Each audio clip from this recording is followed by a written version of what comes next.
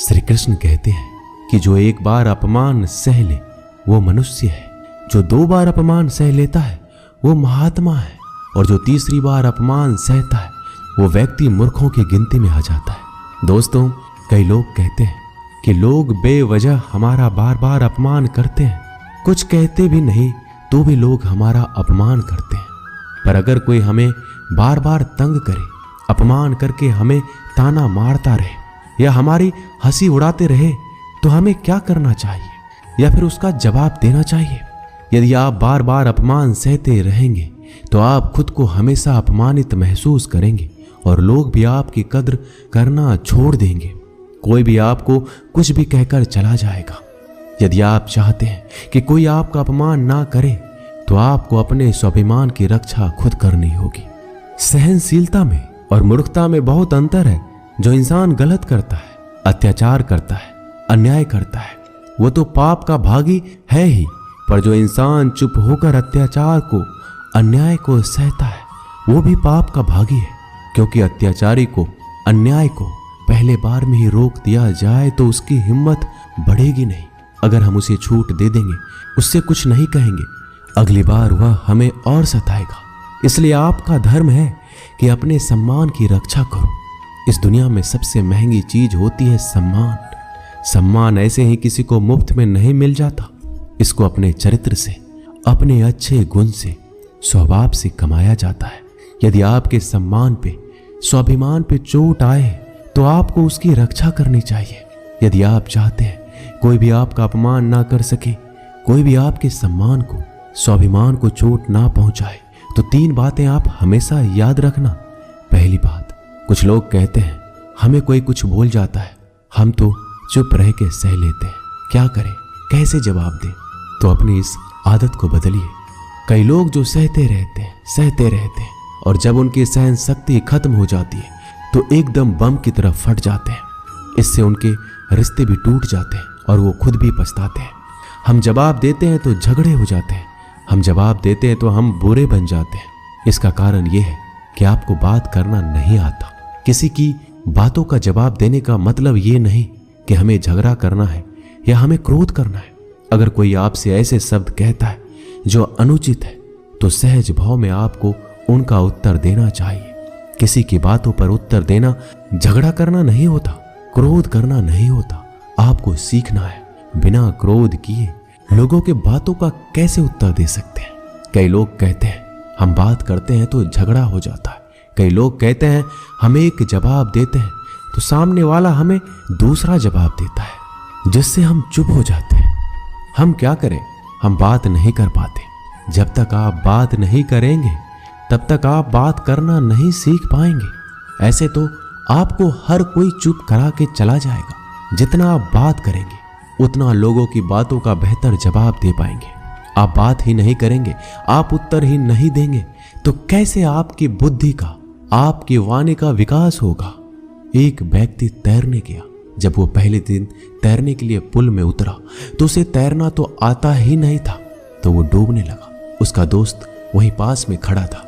वह व्यक्ति हाथ पैर चलाने लगा पर वो डूबता जा रहा था। फिर उसके दोस्त ने देखा कि ये डूब ना जाए, फिर उसको बचाकर बाहर ले आया। वह व्यक्ति पानी से इतना डर गया, उसने कहा मैं पानी में अब तभी जाऊंगा जब मुझे तैरना आ जाएगा। क्या ऐसा संभव है? क्या कोई व्यक्ति पानी में उतरे बगैर तैरना सीख सकता है? ठीक उसी प्रकार जब आप लोगों के बातों का उत्तर नहीं देंगे, जवाब नहीं देंगे, तो आपको बात करना कैसे आएगा? आप ऐसे चुप करके सहते जाएंगे तो कैसे बात कर पाएंगे? याद रखना एक बात, अगर आप हर किसी की बातों को ऐसे चुप करके सहते रहोगे तो आप जिंदगी भर अपमानित होते रहेंगे। प्रेम भाव से, सहज भाव से लोगों की बातों का उत्तर देना सीखिए, बिना क्रोध में आए। यही तो कला है। लोगों को उत्तर देना नहीं आता, क्रोध करना आता है, झगड़ा करना आता है। आपको इन्हीं बातों का अभ्यास करना है कि बिना आवेश में आए, बिना क्रोध में आए, प्रेम भाव से, सहज भाव से हमें अपने स्वाभिमान की रक्षा करनी है। लोगों को उत्तर देना है, चुप करके कुछ भी नहीं सहना। याद रखना एक बात, जब तक आप अपनी रक्षा के लिए उठ खड़े नहीं होते, तब तक आपकी रक्षा के लिए कोई नहीं आएगा। जिस दिन आपने अपने भीतर हिम्मत जगा ली, शक्ति जगा ली, उसके बाद आपको दुनिया में कोई हरा नहीं सकता। दूसरी बात, आप खुद को हमेशा बेहतरीन करते रहिए, खुद के ज्ञान को बढ़ाते रहिए। हर दिन आप खुद से पूछिए कि आपने जिंदगी में क्या सीखा, क्या प्राप्त किया। ज्ञान सिर्फ किताब नहीं, हाँ किताबें भी पढ़िए, क्योंकि किताबें आपकी बुद्धि का विकास करती है, जिससे आप जिंदगी को और बेहतर देख पाते हैं। लेकिन अपनी चेतना को, अपनी समझ को, अपने अनुभव को भी डेवलप करना जरूरी है। खुद पे मेहनत कीजिए। जितना आप डेवलप करेंगे, आपके अंदर उतना ज्ञान बढ़ेगा, समझ बढ़ेगी, आप उतना ही ज्यादा कॉन्फिडेंट हो जाएंगे। जितना आप लाइफ में कॉन्फिडेंट रहेंगे, आप किसी का भी अत्याचार चुप करके सहन नहीं करेंगे। फिर आप अपने सम्मान की रक्षा खुद करेंगे। तीसरी बात, आप मूर्ख लोगों से, बुरी संगतों से दूर रहिए, क्योंकि ऐसे लोग कभी किसी को खुशी नहीं देख सकते। ऐसे लोगों को दूसरों की खुशी से ईर्ष्या होती है। ऐसे लोग दूसरों को हमेशा नीचा दिखाने में, नीचा गिराने में रहते हैं कि कैसे इसे नीचा दिखाया जाए, कैसे इसकी हंसी उड़ाया जाए, इसको ताने मारे जाए। ऐसे लोगों का स्वभाव ही ऐसा होता है। ऐसे लोग कभी बदल नहीं सकते। ऐसे लोगों से आप दूर रहिए। अगर जिंदगी में आप इन 3 बातों को याद रखेंगे, अपने जीवन में उतारेंगे, कोई भी व्यक्ति आपको अपमानित नहीं कर पाएगा। तो अपने स्वाभिमान, अपने सम्मान की रक्षा आपको खुद करना आना चाहिए। श्री कृष्णा कहते हैं, मुसीबतों से भागना नई मुसीबतों को निमंत्रण देने के समान है। जीवन में समय समय पर चुनौतियों और मुसीबतों का सामना करना पड़ता है, एवं यही जीवन का अटल सत्य है। एक शांत समुद्र में नाविक कभी भी कुशल नहीं बन पाता। विश्वास में वो शक्ति है जिससे उजड़ी हुई दुनिया में प्रकाश लाया जा सकता है।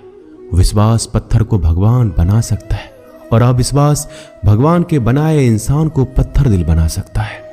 जीवन में कठिनाइयां हमें बर्बाद करने नहीं आती है, बल्कि ये हमारी छुपी हुई सामर्थ्य और शक्तियों को बाहर निकलने में हमारी मदद करती है। कठिनाइयों को ये जान लेने दो कि आप उससे भी ज्यादा कठिन हो। किसी डिग्री का ना होना दरअसल फायदेमंद है। अगर आप इंजीनियर या डॉक्टर हैं, तब आप एक ही काम कर सकते हैं, पर यदि आपके पास कोई डिग्री नहीं है तो आप कुछ भी कर सकते हैं। बारिश के दौरान सारे पक्षी आश्रय की तलाश करते हैं, लेकिन बाज बादलों के ऊपर उड़कर बारिश को ही अवॉइड कर देता है। ब्रह्मांड की सारी शक्तियां पहले से हमारी है। वो हम ही हैं जो अपनी आंखों पर हाथ रख लेते हैं और फिर रोते हैं कि कितना अंधकार है। अगर आप उन बातों एवं परिस्थितियों की वजह से चिंतित हो जाते हैं जो आपके नियंत्रण में है ही नहीं, तो इसका परिणाम समय की बर्बादी और भविष्य का पछतावा है। दोस्तों, ये वीडियो यहीं समाप्त होती है। मिलते हैं अगली वीडियो में। अपना ख्याल रखिएगा। धन्यवाद। जय श्री कृष्णा।